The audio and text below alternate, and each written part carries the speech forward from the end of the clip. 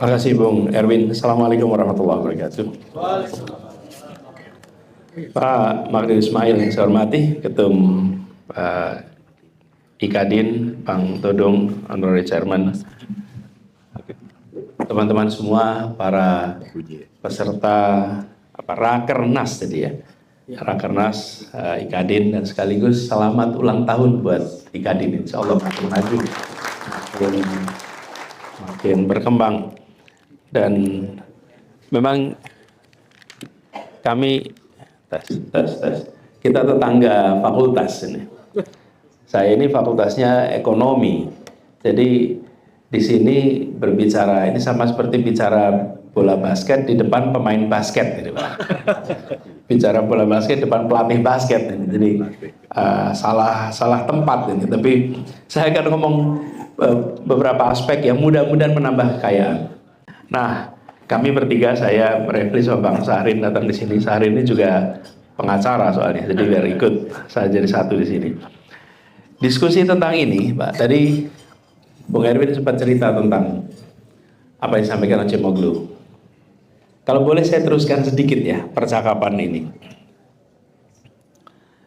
Kalau Acemoglu melihat negara, saya ingin coba lihat sejarah yang tidak jauh dari kita. Jadi yang saya ingin tengok peristiwa sejarah. Mengapa kajian seperti Acemoglu atau kajian komparatif itu menarik? Karena komparatif ini lintas wilayah dan lintas waktu. Mengapa menarik? Karena dia bisa membuktikan apakah sebuah sistem yang diadopsi itu bertahan dalam jangka yang panjang dan menghasilkan yang diinginkan atau tidak. Sehingga dia bukan sebagai potret satu masa, tapi sebuah gambaran lintas masa. Why Nations Fail, kalau itu sebagai sebuah buku, saya rasa menarik untuk jadi kutipan. Tapi ketika penulis-penulisnya terima hadiah Nobel, itu naik ke level yang berbeda. Naik ke level yang berbeda. Begitu dapat hadiah Nobel itu beda statusnya. Ada sebuah pengakuan, salah satu yang tertinggi di dalam ilmu pengetahuan, terkait dengan persoalan yang mendasar menyangkut sistem demokrasi, sistem politik, sistem hukum. Karena itulah kenapa Why Nations Fail, Acemoglu dan kawan-kawannya itu menjadi sesuatu yang menarik dan penting bagi kita untuk melihat.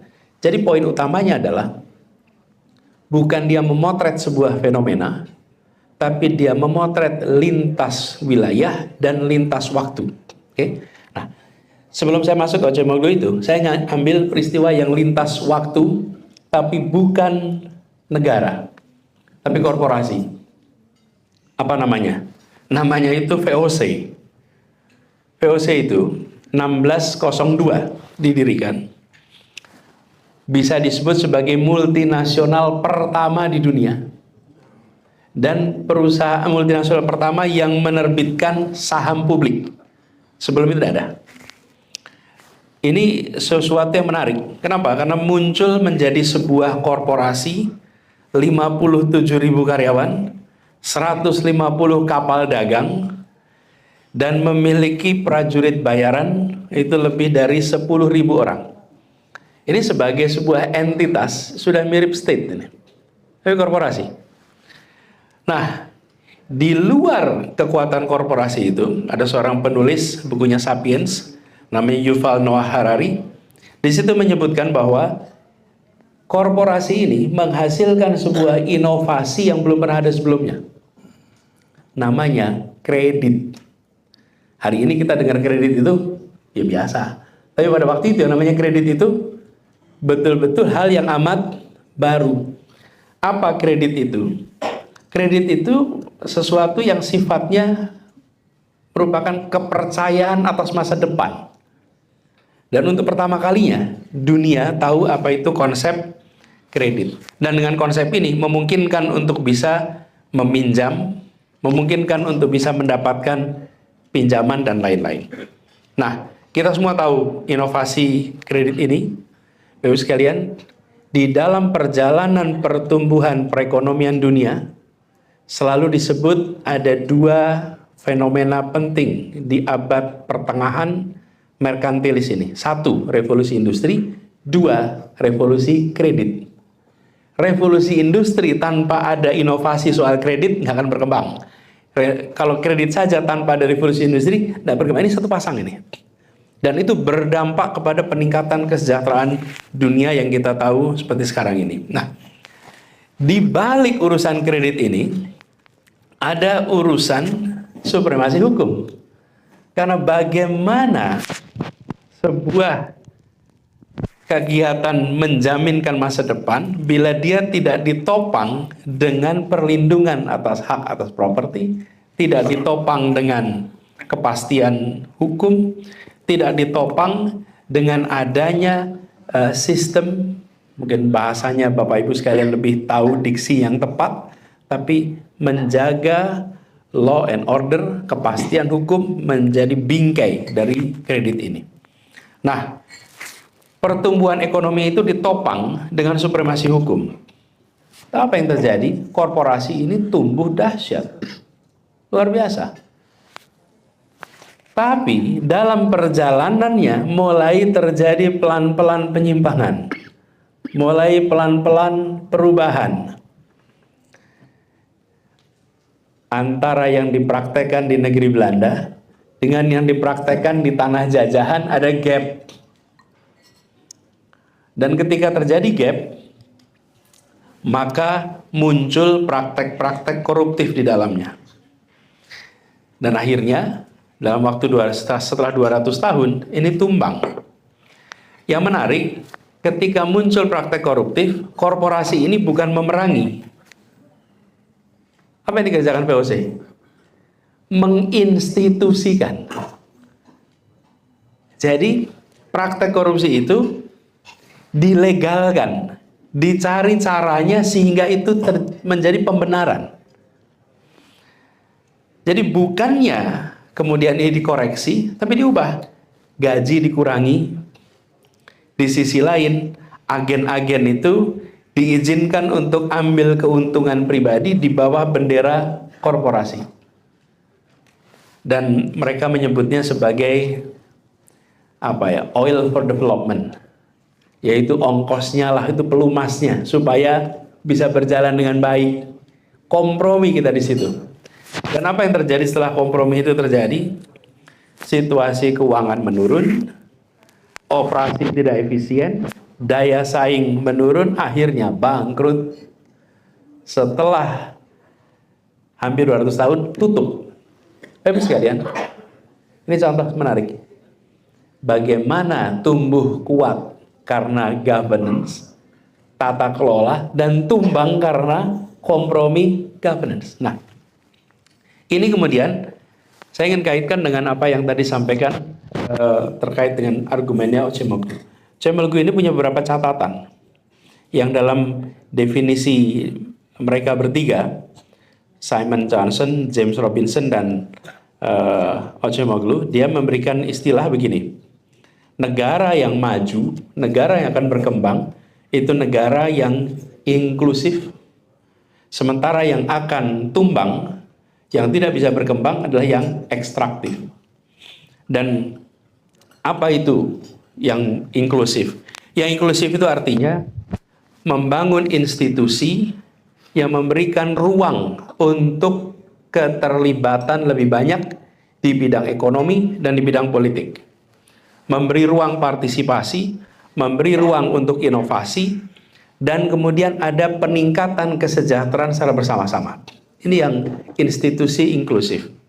Yang ekstraktif, maka kekuasaan, kekuatan, baik ekonomi dan politik, itu diberikan hanya kepada beberapa, sekelompok, dan tidak dibagi secara meluas. Lalu, membatasi kesempatan hanya kepada mereka yang bersama dan menutup kesempatan mereka yang tidak bersama. Nah, ini kemudian dilihat dari aspek ekonomi, aspek politik, aspek sosial. Dan kesimpulan yang dia sampaikan adalah yang ekstraktif tidak berkembang. Nah, saya ingin berilustrasi di sini. Bapak Ibu sekalian, kalau lihat benua Amerika hari ini, ada Amerika Utara, ada Amerika Selatan. Kita biasa menyebutnya Latin Amerika. Bapak Ibu, 100 tahun yang lalu, Argentina, Brazil, Meksiko, dan negara-negara besar lainnya, itu adalah negara yang secara perekonomian bisa lebih kuat daripada Amerika Serikat. Dengan perdagangannya. Apa yang menjadi pembeda dari dua kelompok ini? Yang di utara mengambil pola inklusif, menata demokrasi, menata institusi hukum, yang di selatan tidak memperhatikan itu semua.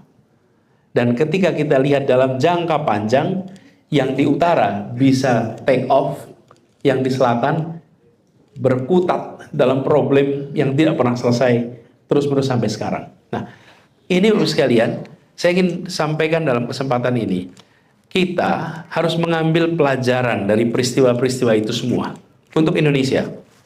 Apa pelajaran yang pertama ini? Ketika korupsi itu dilembagakan, dirasionalisasikan, maka yang terjadi adalah hancur organisasi, hancur urusan negara.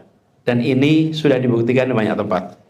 Yang kedua, diperlukan sebuah sikap kolektif dimulai dari pimpinan tertinggi untuk memberikan pegangan kepada semua bahwa kita harus melakukan reform, dan reform itu dipegang, dikendalikan oleh pimpinan yang tertinggi. Tanpa itu akan mengalami kesulitan yang sangat serius. Dan itu artinya komitmen kolektif dari yang paling puncak. Tantangannya akan besar. Kalau kita perhatikan, dari ekstraktif menjadi inklusif, kita perhatikan di Indonesia sudah mulai gejala-gejala ekstraktif ini muncul. Yang tadi disebutkan, begitu sampai kepada reform, maka akan ada pertanyaan sederhana. Siapa, kapan, di mana, berapa banyak yang dirugikan oleh reform? Dan begitu masuk pada kata siapa, kapan, berapa banyak, maka biasanya yang melakukan reform itu mundur. Karena itulah diperlukan keberanian ekstra untuk melakukan reform. Berani itu karena dua, Pak. Minimal. Satu, bernyali. Dua, tidak tahu resiko, Pak. Jadi pilih salah satu. Bernyali atau resiko. Di situ akan ketemu orang berani. Nah, kita sekarang ini dalam situasi di mana melakukan reform itu membutuhkan keberanian yang ekstra. Kenapa? Karena siapa, di mana, kapan, berapa banyak, itu banyak sekali yang akan terkena. Nah, saya melihat pentingnya leadership untuk mengambil soal ini. Maka itu apa yang disampaikan Bang Magdir tadi di sambutan, bahwa kalau dimulai statement ini dilaksanakan, maka ini akan menjadi sebuah babak baru untuk perbaikan hukum di Indonesia. Dan kalau kita bicara jangka panjang, saya pernah sampaikan dalam sebuah obrolan dengan teman-teman pada saat proses kampanye kemarin. Kalau kita ingin Indonesia maju, maka investasi harus datang di sini. Dan investasi akan datang bila ada kepastian hukum. Tanpa ada kepercayaan, tidak akan datang itu. Indikasinya apa? Saya sampaikan tadi, indikasi paling sederhana adalah kontrak-kontrak investasi ditandatanganinya di Jakarta, bukan ditandatangani di Singapura. Selama kontrak investasi besar tidak ditandatangani di Jakarta, itu artinya mereka belum percaya kepada sistem hukum kita. Dan selama itu masih terjadi, maka sesungguhnya kita tidak dianggap sebagai partner yang equal. Saya rasa ini PR kita semua, tapi saya melihat ini bukan semata-mata tugas dari para advokat, para pengacara, tapi ini membutuhkan keputusan dan keberanian politik dari yang paling puncak untuk diterjemahkan ke yang paling bawah. Saya teruskan sedikit aja terkait yang tadi itu begini. Kalau kita lihat di negara kita, bertumbuhan entrepreneur, bertumbuhan industriawan, bertumbuhan mereka-mereka yang tingkat kesejahteraan meningkat. Lalu kita lihat, apabila menjadi pejabat negara itu meningkatkan kekayaan lebih tinggi daripada jadi entrepreneur, maka negara itu sedang memproduksi kerusakan. Kalau menjadi penegak hukum dan tingkat kesejahteraannya bisa jauh lebih tinggi daripada industriawan, maka dia sedang menghancurkan kebobrokan hukum. Kalau kita melihat kita semua di sini, jadi saya ingin kita pakai indikator sederhana sekali.